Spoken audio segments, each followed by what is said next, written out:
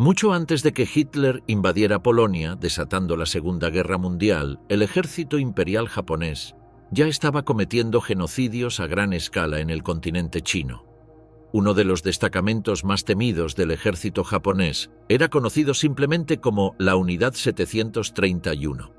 Para los cientos de miles de prisioneros que fueron desafortunados de acabar en la Unidad 731, significaba mucho más que solo un número. Allí, los recibían todo tipo de dispositivos de tortura, operados por hombres grises en batas blancas, quienes no respetaban la dignidad ni la vida humana. Durante 10 años, la Unidad 731 realizó experimentos secretos innombrables con seres humanos de todas las edades, desde recién nacidos hasta ancianos. Como resultado de estas prácticas horribles, que incluyeron vivisecciones, amputaciones y diversas pruebas dolorosas, 14.000 personas murieron y más de 300.000 sufrieron consecuencias de por vida. ¿Qué hicieron los médicos japoneses con los prisioneros chinos e incluso con sus propios compatriotas? ¿A qué llamaban cabinas de troncos? El Auschwitz asiático, los terribles secretos de la Unidad 731. La verdad siempre sale a la luz, aunque pasen décadas. Cuando los historiadores en la década de 1990 empezaron a investigar algunos de los crímenes de guerra cometidos por ciudadanos japoneses antes de 1945, descubrieron una red inimaginable de actos atroces y tratamientos inhumanos hacia prisioneros y civiles.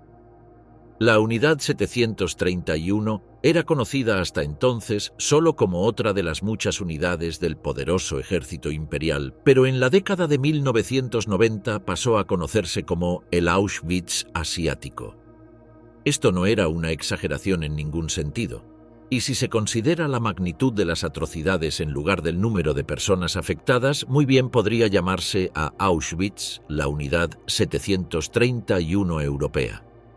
Aunque tanto Auschwitz como la Unidad 731 comparten una fama global de atrocidades, sus enfoques y estructuras operativas eran radicalmente diferentes. Auschwitz era un complejo de exterminio industrial diseñado para maximizar el asesinato sistemático de millones de personas a través de cámaras de gas, crematorios y procesos logísticos automatizados.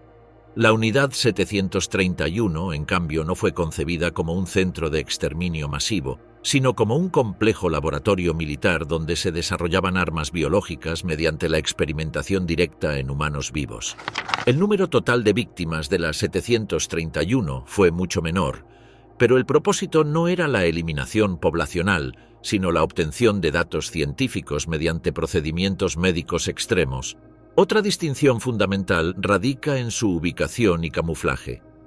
Auschwitz estaba ubicado en un entorno semiurbano en Polonia, con una red ferroviaria pensada para deportaciones masivas. Pingfang, sede de la 731, fue construida en una zona remota de Harbin, Manchuria, y se presentaba oficialmente como un aserradero industrial, lo que permitió esconder sus instalaciones durante años. Mientras que Auschwitz formaba parte del aparato visible de la solución final, la 731 operaba completamente fuera del radar público, bajo múltiples niveles de secreto militar. Además, la 731 era solo una pieza dentro de una red más amplia de unidades japonesas dedicadas a la guerra biológica. La Unidad 100, ubicada en Changchun, se especializaba en experimentación con animales y sabotaje agrícola, probando toxinas en ganado y cultivos. La Unidad 1644, con sede en Nankín, funcionaba como centro auxiliar de pruebas en humanos, pero subordinado operativamente a Pingfang. La 731 lideraba esta red como centro estratégico, logístico y científico, con su propio sistema de transporte, producción bacteriana, cámaras de presión, cámaras de congelación, autopsias vivas y fabricación de armas microbiológicas en serie. Ninguna otra unidad, ni siquiera dentro del eje, igualó su nivel de integración técnica con fines médicos y militares. Parte del esfuerzo propagandístico del gobierno de ocupación, aliado en los años de posguerra, incluyó borrar de la historia los crímenes de guerra japoneses. El general Eisenhower consideraba a Japón un aliado estratégico para los Estados Unidos en el escenario de la posguerra. Además, hicieron grandes esfuerzos para justificar el bombardeo de Hiroshima y Nagasaki como una acción necesaria provocada por los japoneses, y no como uno de los peores actos de asesinato en masa en la historia de la humanidad. Esta fue también una estrategia del nuevo gobierno democrático japonés después de 1952, aunque por razones diferentes. Era una cuestión de vergüenza para ellos y no estaban dispuestos a admitir los atroces crímenes del pasado, incluso cuando se habían realizado bajo otra administración. Sin embargo, con el tiempo, la verdad empezó a salir a la luz a medida que más historiadores investigaban estos aspectos poco explorados de la guerra. En 1982, el Ministerio de Educación ordenó la supresión de libros de historia que mencionaban las atrocidades militares de Japón, lo que tuvo un impacto considerable en la opinión pública internacional. Este esfuerzo no tuvo éxito. Algunos veteranos que aún estaban vivos comenzaron a hablar abiertamente y confesaron las acciones despreciables que habían llevado a cabo en tiempos de guerra. Muchos historiadores comenzaron a investigar crímenes de guerra como los experimentos de guerra biológica y también episodios anteriores a la Segunda Guerra Mundial, como la masacre de Nankín. Antes de la Segunda Guerra Mundial, Nankín era la capital de la República de China. Desde 1931, los japoneses controlaban una parte del continente chino al norte de Corea, que llamaban Manchukuo. Durante 6 años, el estado títere de Manchukuo y el estado de China coexistieron, pero en 1937 Japón tomó la ciudad portuaria china de Beijing, iniciando una guerra a gran escala con los chinos. El ejército imperial japonés logró tomar Nankín el 13 de diciembre de 1937, tras una larga y sangrienta batalla con el Ejército Nacional Revolucionario de China. Lo que siguió fueron 6 semanas completas en las que los soldados japoneses desataron una ola de asaltos sexuales masivos, saqueos, tortura de prisioneros, incendios y asesinatos sin sentido. El recuento total de civiles chinos muertos superó las 200.000 personas, sin contar las decenas de miles de mujeres asaltadas que sobrevivieron para vivir en temor y vergüenza. En este contexto, el ejército japonés vio la oportunidad perfecta para llevar a cabo algunos de los experimentos más repulsivos que habían preparado en secreto. Un decreto imperial dio a la Unidad 731 vía libre para hacer todo lo que estuviera a su alcance para desarrollar guerra biológica y experimentar con la población civil de China. En total, la unidad fue directamente responsable de 14.000 muertes, pero se estima que unas 300.000 personas murieron indirectamente debido a enfermedades infecciosas causadas por las acciones de la Unidad 731. Esta unidad realizó pruebas de una crueldad aún mayor que las de Josef Mengele en Auschwitz. Los prisioneros de la Unidad 731 fueron completamente deshumanizados y ni siquiera se los consideraba personas, solo sujetos de prueba desechables. Los experimentos incluyeron inyecciones de enfermedades, deshidratación forzada, vivisección, extracción de órganos y amputaciones. A algunos prisioneros los colocaban dentro de una cámara sellada que se despresurizaba lentamente, solo para ver hasta qué punto podía sufrir el organismo humano antes de colapsar.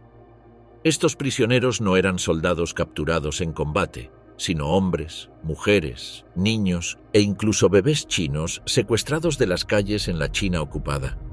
Deshumanización de prisioneros, que eran las infames cabinas de troncos. La Unidad 731 y sus subsidiarias no solo realizaban vivisecciones en seres humanos con regularidad, sino que también se enorgullecían del armamento producido como resultado. Los primeros experimentos horrendos en el campo de pruebas de la unidad incluyeron probar la efectividad de varias bombas en víctimas atadas a estacas, exponer a personas a frío extremo para documentar los efectos de la congelación en las extremidades y exponerlos a severos cambios de presión para estudiar los límites humanos con fines de desarrollo aeronáutico. Estos fueron solo algunos de los experimentos realizados en la década en la que la unidad estuvo activa, entre 1936 y 1945. Cuando los científicos necesitaban más víctimas para la experimentación humana, solo tenían que llenar una solicitud detallando la cantidad de sujetos necesarios y, si era necesario, el sexo y la edad.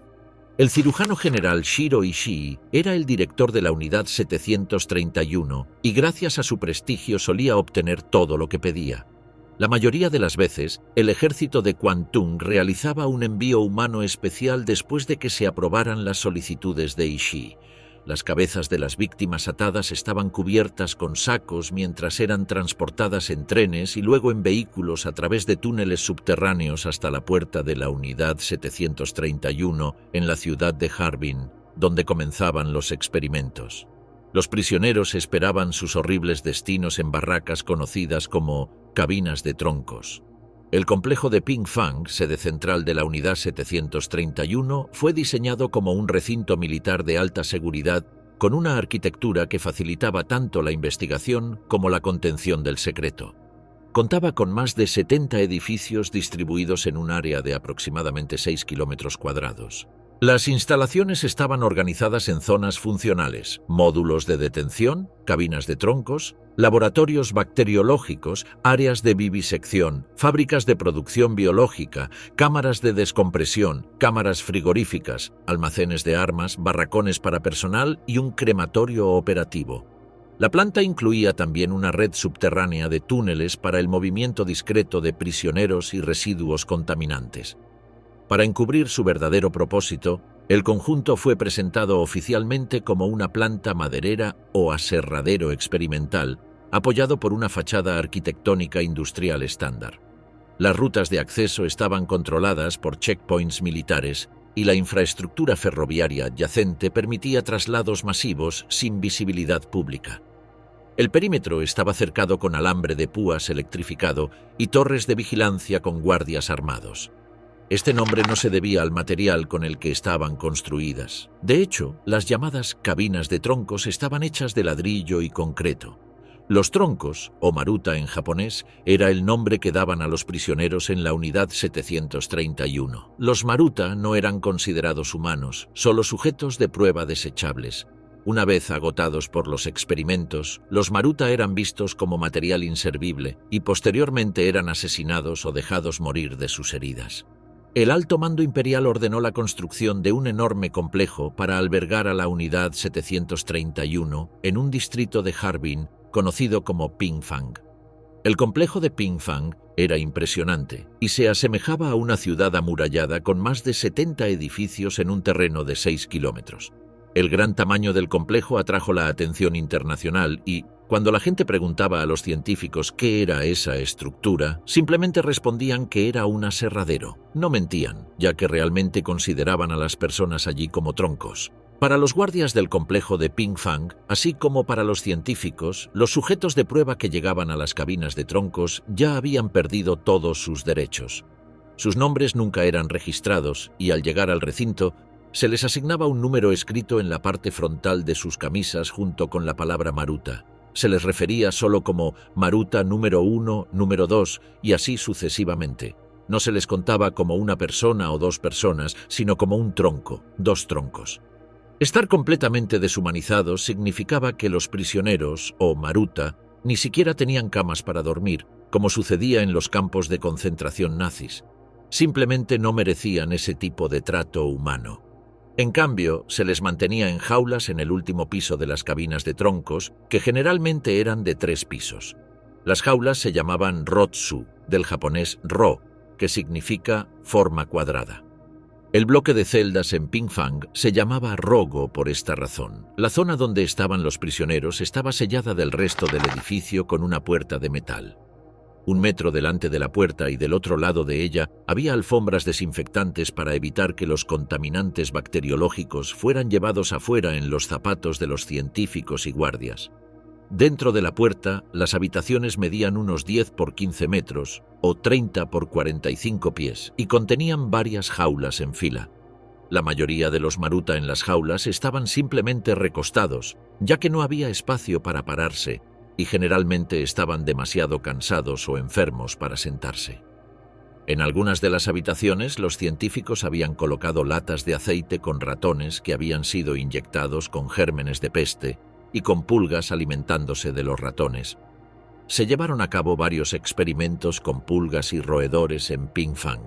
Alrededor del perímetro de las habitaciones había un canal de agua de 30 centímetros de ancho. La finalidad del canal, más ancho que la distancia que pueden saltar las pulgas, era evitar que las pulgas salieran de la habitación.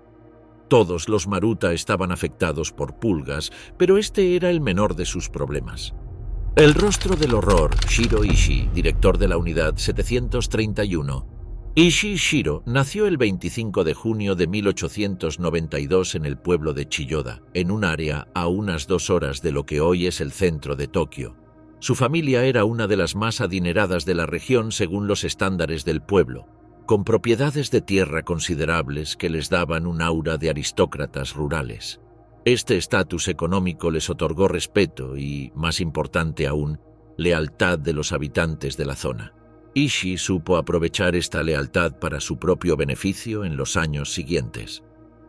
En 1916, Ishii ingresó a la Universidad Imperial de Kioto. Era un establecimiento prestigioso y su facultad de medicina era especialmente reconocida por su trabajo en bacteriología. Como estudiante, Ishii parecía tener problemas de personalidad. Se dice que solía causar problemas a los demás. Era agresivo, desconsiderado y egoísta. En consonancia con estos rasgos de personalidad, también era un trepador. Era conocido también por su afición al alcohol, su inclinación por las mujeres y sus hábitos de malversación, que sus colegas toleraban. A Ishii se lo describía como un nacionalista vehemente, lo cual le ayudó a ganar acceso a personas que podían proporcionarle fondos. Ishii sentía una vocación por el ejército, no necesariamente para servir a su país, sino para avanzar en sus propias metas de investigación médica. En 1920 se graduó de la universidad y se alistó en el ejército. Poco después fue ascendido a teniente y para el verano de 1922 había logrado una transferencia al primer hospital del ejército en Tokio. Su fervor por la investigación fue valorado por sus superiores y 2 años después fue asignado a regresar a su alma mater para realizar estudios de posgrado en bacteriología, entre otros campos. Japón fue signatario de la Convención de Ginebra de 1925, que prohibió la guerra biológica y química. Como especialista en bacterias, Ishii encontró este desarrollo alentador. Razonó que, si algo era lo suficientemente malo como para ser prohibido, entonces debía ser sin duda efectivo. Comenzó a pensar que las armas químicas y biológicas podrían convertirse en un activo valioso para el ejército imperial. Esta forma de pensar era muy burocrática, pero por esta razón sus opiniones siempre fueron valoradas por sus superiores y logró encontrar apoyo entre los altos mandos del ejército y en algunos ministerios. Inspirado por estos avances, Ishii presionó para la creación de una rama militar cuyas actividades se centraran en armas basadas en la biología. Como experto en bacteriología, razonó que cuanto más importante se volviera para el ejército, mayor sería su propia importancia dentro del sistema. Las consideraciones financieras brindaban lógica para respaldar su causa. En comparación con los costos de construir, dotar y mantener enormes fuerzas convencionales, por ejemplo, las bacterias y los gases eran mucho menos costosos.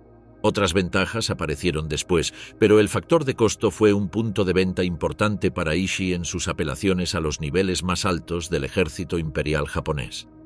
En 1932, pocos meses después de que las tropas japonesas avanzaran hacia Harbin, Ishii y sus asociados lo siguieron, viendo una oportunidad para desarrollar su carrera. Mientras tanto, los japoneses se enfrentaban a tropas soviéticas numéricamente superiores a lo largo de la frontera soviético-manchuriana. Se esperaba un choque armado, e Ishii planeaba utilizar su especialidad para superar la desventaja de su lado. El hecho de que usar armas biológicas constituyera un crimen de guerra no le impidió proponerlo. En 1935, Ishii fue ascendido a cirujano mayor del ejército, segunda clase, teniente coronel cirujano. El 1 de agosto de 1936, a Ishii se le otorgaría el control formal de la Unidad 731 y sus instalaciones de investigación. Es entonces cuando comienza su reinado de terror. Como líder de la Unidad 731, Ishii realizó una variedad de experimentos, la mayoría de ellos personalmente. Esto incluyó vivisecciones, pruebas de armas biológicas en aldeas chinas desprevenidas, envenenamiento de maruta con toxinas y gases y obligar a los prisioneros a contagiarse sífilis entre sí. Su sentido de impunidad era tan grande que, según se dice, mostró a Hideki Tojo, un político en ascenso, que más tarde se convertiría en primer ministro en 1941, películas de los experimentos durante varios años. A Toho le parecieron desagradables y eventualmente dejó de verlas.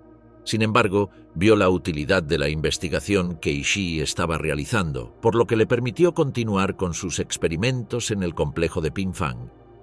Con el control absoluto de la unidad 731, Ishii activó una red de favores que le había tomado años construir. Su ascenso no fue producto exclusivo de méritos académicos, sino de una estrategia de inserción dentro de las élites burocráticas y militares del Japón imperial. Durante la primera mitad de los años 30, cultivó relaciones estrechas con altos mandos del Estado Mayor, incluyendo al general Hajime Sugiyama, jefe del Ejército de Tierra, y miembros clave del Ministerio de Guerra. Estas conexiones le permitieron presentar su proyecto de guerra biológica como una inversión estratégica de bajo costo con alto rendimiento, en comparación con el mantenimiento de divisiones militares convencionales. El financiamiento inicial del complejo de Pingfang provino de partidas encubiertas del presupuesto del ejército de Kwantung, disfrazadas como gastos de infraestructura sanitaria. A medida que el proyecto avanzaba, Ishii logró asegurar convenios internos que autorizaban el desvío de recursos materiales y humanos desde hospitales militares, universidades técnicas e industrias químicas controladas por el Estado. El Ministerio de Salud Pública y Bienestar también aportó personal en comisión de servicio, incluyendo microbiólogos, farmacéuticos y técnicos de laboratorio que operaban en Pingfang bajo la fachada de investigaciones médicas. Además, Ishii negoció acuerdos con compañías como Nissan Chemical y Shionogi Pharmaceutical, que suministraban materiales de laboratorio, cultivos bacteriológicos y reactivos especializados. Aunque estas empresas no participaban directamente en los experimentos humanos, sus vínculos logísticos quedaron documentados en registros de envío y correspondencia interna. El respaldo político se completó con la protección activa de Hideki Tojo, quien vio en la unidad 731 una herramienta de poder estratégico en Asia continental. Esta combinación de aval político, financiación militar y acceso irrestricto a víctimas civiles permitió que Pingfang creciera sin restricciones y se convirtiera en la instalación más avanzada de guerra biológica del Imperio japonés. Experimentos horribles en mujeres y niños. Uno de los principales objetivos de Shiro Ishii era encontrar una cura para la sífilis, una enfermedad peligrosa que afectaba a muchos soldados japoneses. Al principio, infectaban a las mujeres con sífilis mediante inyecciones, pero este método no producía resultados de investigación reales. La sífilis se transmite normalmente a través del contacto directo, por lo que siguieron un sistema de infección directa mediante contacto sexual. La razón por la cual la unidad 731 investigaba enfermedades venéreas era la práctica del ejército japonés de utilizar a las llamadas mujeres de confort. Era necesario proteger a los soldados japoneses de enfermedades de transmisión sexual, ya que para cualquier hombre del ejército japonés contraer una enfermedad venérea era una deshonra y un revés. Como resultado, muchos soldados infectados guardaban silencio sobre su infección y trataban de curarse en secreto. Las enfermedades venéreas se convirtieron en un problema muy serio en el ejército. En Siberia, los precios de las mujeres de confort eran prohibitivamente altos en comparación con el salario de un soldado japonés, así que los soldados tomaban placer al asaltar sexualmente a mujeres rusas locales.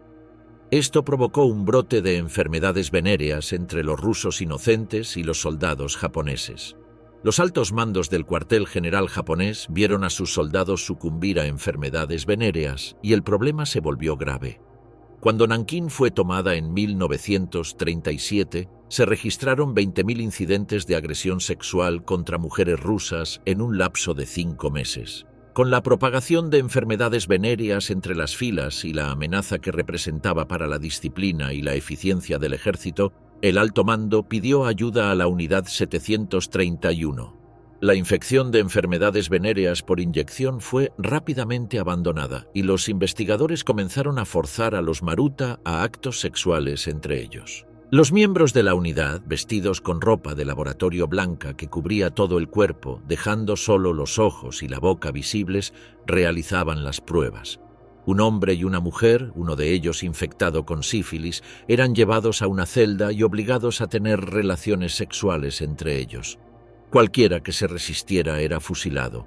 Una vez que la pareja sana se infectaba, el progreso de la enfermedad era observado de cerca para determinar, por ejemplo, hasta qué punto avanzaba con el tiempo. En lugar de observar solo signos externos como el estado de los órganos sexuales, los investigadores podían realizar disecciones en vivo para investigar cómo afectaba a diferentes órganos internos en las distintas etapas de la enfermedad. La victimización de mujeres bajo la unidad 731 no era una cuestión estrictamente de interés científico ni de género. También tenía una base racial, ya que estas mujeres eran exclusivamente chinas, rusas y coreanas. Pero ahora los investigadores consideran que había un aspecto de género, ya que las mujeres eran especialmente atacadas. Otro grupo que era blanco de ataques eran los niños. Yoshimura Isato, quien más tarde se convirtió en jefe de la Universidad Prefectural de Medicina de Kioto, supervisó experimentos de congelación. Era conocido como un destacado erudito e investigador. Uno de sus experimentos en la unidad 731 fue con un bebé de 3 meses. Se le insertaba una aguja de medición de temperatura en la mano del bebé, y el infante era sumergido en agua helada, registrando cuidadosamente los cambios de temperatura. Además de las observaciones clínicas directas, la unidad 731 mantenía un sistema meticuloso de documentación médica. Cada experimento se registraba en bitácoras individuales, donde se anotaban parámetros fisiológicos, progresión de síntomas, respuestas inmunológicas y tiempos de muerte. Los investigadores complementaban estas bitácoras con fotografías tomadas a intervalos definidos, enfocadas en la evolución de lesiones o reacciones dérmicas. Algunos órganos extraídos eran etiquetados, preservados en formol o alcohol y almacenados en bandejas de acero dentro de cámaras refrigeradas. En paralelo se confeccionaban láminas histológicas para su estudio posterior bajo microscopios ópticos. La clasificación de los resultados seguía un sistema numérico que reemplazaba el nombre del sujeto por su código Maruta, lo que permitía estudiar grandes volúmenes de datos sin nunca referirse a la víctima como una persona. Después de la guerra, publicó un artículo sobre este experimento y sus resultados. Dado que habría sido imposible realizar un experimento como este en los años de posguerra, quedó claro que fue realizado cuando trabajaba en la unidad 731. Isato utilizaba bebés nacidos de madres encarceladas. Los registros de China identifican bebés nacidos de prisioneras embarazadas y también de mujeres embarazadas a través de relaciones forzadas en experimentos de enfermedades venéreas, y estos bebés también eran utilizados en experimentos de la unidad. Uno de los exinvestigadores que trabajó con Isato testificó sobre las horribles condiciones en las que las mujeres eran abusadas en la unidad 731. Según él, un día le entregaron las llaves de las celdas de los Maruta para que pudiera llevar a algunos de ellos a los experimentos. En lugar de eso, él y otro miembro de la unidad abrieron la celda que albergaba a una mujer china y la agredió. Sin querer esperar su turno, el otro miembro de la unidad abrió la celda de una mujer china que había sido utilizada en un experimento de congelación. Le faltaban varios dedos y sus huesos estaban ennegrecidos, con gangrena. No la agredió solo porque vio que su órgano sexual estaba infectado, supurando pus en la superficie. Experimentos en personas vivas: vivisección, amputación, extracción de órganos. Cada laboratorio en Pingfang tenía un gran tablero donde los técnicos registraban datos. Anotaban cuántos Maruta utilizaban, qué les inyectaban y cuántos órganos necesitaban para futuros experimentos. Como la mayoría de los cadáveres estaban en condiciones deplorables, preferían extraer órganos de personas vivas. La ética no existía en la red de Ishii. Todo se hacía eficientemente en nombre de la ciencia. Las vivisecciones se realizaban en seres humanos para observar de primera mano cómo afectaban las enfermedades a cada órgano al momento de morir, ya que, si los pacientes fallecían, las bacterias de putrefacción podían destruir los resultados de un buen experimento. Aunque los Maruta en la prisión de la unidad 731 estaban encadenados, se monitoreaban su salud y nutrientes, ya que una buena condición garantizaba los mejores resultados científicos para sus experimentos. Se les servía una cantidad considerable de alimentos, incluyendo soya y cerdo. Los métodos de investigación en Pingfang permitían a los doctores inducir enfermedades y examinar sus efectos en los órganos en etapas iniciales. Los investigadores trabajaban con intérpretes para preguntar a los prisioneros chinos sobre síntomas emergentes y sacaban a los sujetos de sus celdas en lo que consideraban el momento óptimo para obtener resultados. La anestesia era opcional. Según un exmiembro de la unidad, tan pronto se observaban síntomas, los prisioneros eran llevados de su celda a la sala de disección. Se les desnudaba y colocaba en la mesa, generalmente mientras gritaban y trataban de resistirse. Los ataban y uno de los doctores les metía una toalla en la boca, tanto para silenciarlos como para que tuvieran algo que morder. Luego el médico principal tomaba un bisturí y abría al prisionero. Se informó que incluso con los intestinos y órganos expuestos, los maruta no morían inmediatamente. La situación física era similar a la de una cirugía bajo anestesia en la que una persona es operada y restaurada. Los testigos de las vivisecciones reportan que la víctima normalmente emite un grito horrible cuando se hace el corte, y luego la voz se apaga. Los investigadores realizaban entonces su examen de los órganos, extraían los que querían para estudio y luego desechaban lo que quedaba del cuerpo. El laboratorio de disección de Pingfang contaba con una infraestructura altamente funcional, dividida en módulos específicos. Había al menos 4 salas principales, una para preparación de sujetos, otra para extracción de órganos, una tercera para análisis bacteriológico inmediato y una cuarta para eliminación de restos.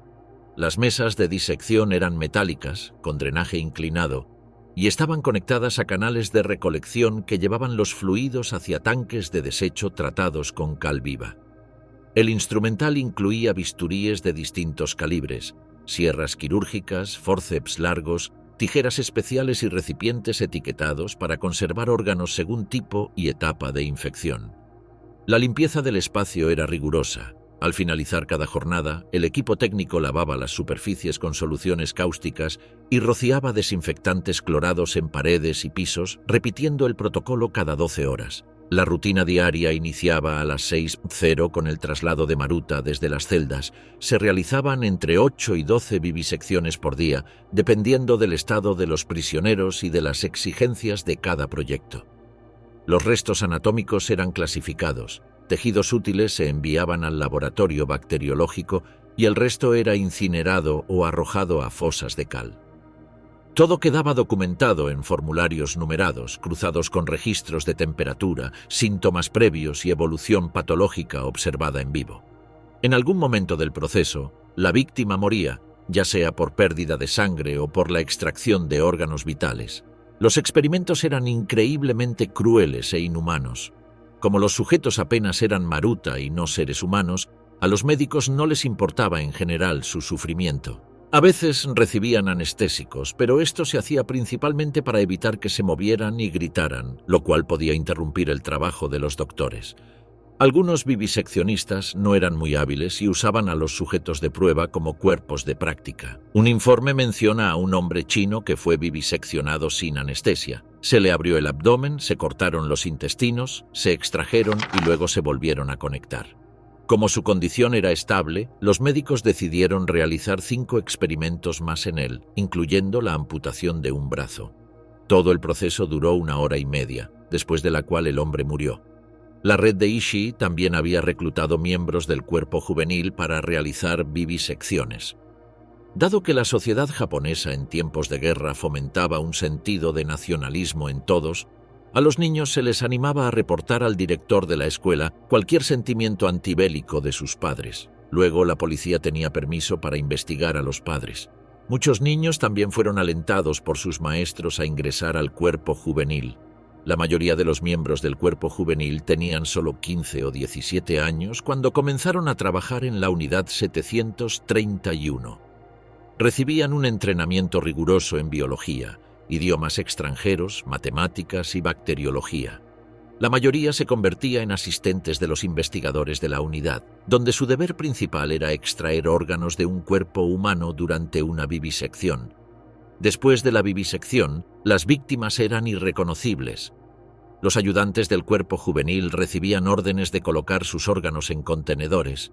Luego utilizaban esos órganos para cultivar bacterias. Se estima que alrededor de 3.000 personas fueron sometidas a experimentos humanos en la unidad 731 desde 1940 hasta 1945. Sin embargo, se considera una estimación baja, ya que la capacidad de las prisiones era mucho mayor y algunas víctimas no sobrevivían más de un promedio de 2 semanas. Operación PX, el desarrollo secreto de armas biológicas por Japón. A 120 kilómetros de Pingfang se encontraba un campo de pruebas al aire libre conocido como ANTA. Este sitio se utilizaba para realizar pruebas al aire libre con peste, cólera y otros patógenos en bombas experimentales de guerra biológica, así como para otras formas de exposición de seres humanos a sustancias patógenas en condiciones exteriores. Las pruebas generalmente usaban entre 10 y 40 maruta a la vez, con sujetos atados a cruces dispuestas en círculos de diferentes tamaños. Las pruebas implicaban un elemento de ensayo y error, y al comparar los resultados obtenidos en círculos de diferentes tamaños, los investigadores podían determinar los rangos de efectividad a diversas distancias, desde los puntos de impacto de los proyectiles o de liberación de insectos infectados. Cuando se probaban las bombas de guerra biológica, cada maruta llevaba una protección para la cabeza y una placa de metal colgada del cuello para cubrir la parte frontal del cuerpo. Estos dispositivos de protección evitaban la muerte o lesiones graves que impidieran obtener los datos necesarios. Las piernas y los brazos se dejaban expuestos para que los insectos portadores de enfermedades pudieran morderlos. En algunas pruebas, los sujetos eran atados a tablones verticales anclados en el suelo a diferentes distancias y patrones desde los puntos de liberación. Se tomaban notas cuidadosas sobre las condiciones de viento y atmósfera y cada persona era marcada con un número en el pecho durante cada prueba para facilitar el seguimiento de los especímenes humanos. En el verano de 1941, Ishii convocó una conferencia con todos los jefes de división e informó que se había recibido una instrucción del jefe de Estado Mayor del ejército japonés para desarrollar aún más la guerra bacteriológica. En particular, las órdenes requerían la cría de pulgas de la peste a gran escala. Las pulgas de la peste eran de gran interés operativo y estratégico, por lo que se ordenó intensificar el trabajo de investigación en este campo. Estos fueron los primeros pasos de lo que más tarde se conocería como la Operación PX, un plan para diseminar pulgas de la peste en la poblada costa oeste de los Estados Unidos. También conocida como la Operación Flores de Cerezo por la Noche, se desarrolló durante 3 años. Estaba programada para lanzarse el 22 de septiembre de 1945, pero el plan no se llevó a cabo debido a la rendición de Japón el 15 de agosto. El plan había sido cuidadosamente preparado durante varios años. Se enviaron alrededor de 40 cazadores de ratas para rastrear Singapur en busca de ratas y llevar su botín al laboratorio. Luego se adormecía a las ratas con cloroformo y los miembros del cuerpo juvenil trabajaban extrayendo las pulgas de sus cuerpos con pinzas. Las pulgas se colocaban en contenedores con agua para evitar que saltaran y a partir de allí el personal japonés se hacía cargo. Se preparaban tubos de ensayo con una pulga en cada uno. A las ratas se les inyectaban patógenos de la peste, se les rasuraban los vientres y los tubos de ensayo se invertían sobre el área rasurada, permitiendo que las pulgas se alimentaran de las ratas y se convirtieran en portadoras de la peste. El proceso de producción bacteriana dentro de la unidad 731 requería una infraestructura microbiológica altamente desarrollada para la época. Los técnicos trabajaban en salas herméticas con sistemas de ventilación controlados, donde se cultivaban bacterias en medios ricos en nutrientes, habitualmente extractos de hígado o infusión de cerebro animal, que eran esterilizados y vertidos en placas de Petri y matraces Erlenmeyer. Las cepas más comunes incluían Yersinia pestis, causante de la peste bubónica, Vibrio cholerae, cólera, Bacillus anthracis, anthrax y Salmonella typhi, tifoidea. La producción no era improvisada, se realizaba en ciclos de incubación bien establecidos. Cada lote de bacterias se cultivaba durante entre 24 y 72 horas, dependiendo de la cepa, en incubadoras de calor húmedo, y se monitoreaba con protocolos de control microbiológico estrictos. Se realizaban pruebas aleatorias para verificar la virulencia antes de pasar al siguiente paso: la inoculación de pulgas. Los operarios trabajaban con guantes gruesos, máscaras y delantales engomados, aunque no por razones éticas, sino para evitar que una fuga accidental diezmara al personal. A diario podían producirse hasta 50.000 pulgas infectadas en condiciones óptimas. Esta cifra contrastaba con la capacidad de producción bacteriana de laboratorios estadounidenses contemporáneos como Camp Detrick, luego Fort Detrick, que entre 1943 y 1945 alcanzaban apenas los 15.000 vectores por día en sus fases tempranas. La ventaja japonesa residía en el uso intensivo de prisioneros y en la eliminación completa de protocolos éticos. El personal de Pingfang criaba pulgas en condiciones controladas dentro de cámaras selladas, alimentándolas con sangre de caballo, que era recolectada en mataderos afiliados a las instalaciones. Cada técnico debía entregar una cuota diaria de insectos adultos infectados, listos para ser envasados en cápsulas especiales de porcelana o metal, que serían posteriormente montadas en bombas cerámicas desarrolladas por la Armada Imperial. Todo el sistema funcionaba como una cadena de montaje, de la rata al insecto, del insecto al frasco, del frasco al proyectil. Este modelo de producción entomológica superaba en automatización y eficacia incluso a algunos procesos utilizados en el Manhattan Project, aunque con propósitos completamente distintos. Las pulgas infectadas luego se transferían a latas de queroseno que contenían arena, sangre seca de caballo y una sustancia química no identificada. Se dejaban reproducir durante aproximadamente 2 semanas. Finalmente, las pulgas adultas y su descendencia, todas infectadas con peste, se transferían a frascos y se enviaban. Informes afirman que ya en 1940, la empresa de construcción Suzuki Group construyó una nueva ala en Pingfang, donde los japoneses reunieron a un grupo de unos 10 prisioneros, todos mayores de 50 años. Se les indicó que llevaran sus pertenencias a uno de los cobertizos que servían como cuartos de vivienda. Su tarea era sencilla y mejor que el trabajo forzado que realizaban otros prisioneros. Todo lo que tenían que hacer era producir 100 pulgas al día y entregárselas a los japoneses. Los prisioneros vestían ropa acolchada gruesa y se les daban 4 reglas para obedecer: no entrar en contacto con otros prisioneros, no hablar sobre su trabajo con nadie, dormir siempre con la ropa puesta y realizar el trabajo todos los días. Cada semana, los médicos japoneses les ordenaban quitarse los pantalones y las prendas superiores acolchadas, darles la vuelta y recoger las pulgas que habían alcanzado el tamaño aproximado de la cabeza de un fósforo. Los prisioneros debían dejar las pulgas pequeñas en el acolchado hasta que crecieran, y de esta forma se recolectaban entre 800 y 1000 pulgas al día. 1945, cubriendo las huellas del horror. A medida que el fin de la guerra se acercaba, Japón esperaba un avance soviético hacia Manchuria, en el norte de China. Si esto sucedía, los horrores de la Unidad 731 serían conocidos por todo el mundo. El alto mando del ejército japonés emitió una orden para que todas las instalaciones de la Unidad 731 y sus unidades subsidiarias fueran destruidas para eliminar evidencia de su existencia y de los horrores que habían perpetrado. No hay informes escritos sobre qué hacer con los prisioneros, por lo que se cree que fueron ejecutados sumariamente y enterrados en fosas comunes en las cercanías. La llamada Fortaleza Chongma, un campamento para experimentación humana y pruebas de guerra biológica, estaba tan bien construida que su destrucción fue difícil. Llamarla fortaleza no era una exageración. Aunque la instalación fue construida para fines de investigación y desarrollo, tenía la solidez estructural necesaria para resistir ataques. Pingfang, una instalación cercana en la vecina ciudad de Dalian, y otras unidades fueron destruidas, pero otras instalaciones permanecen en pie hasta el día de hoy.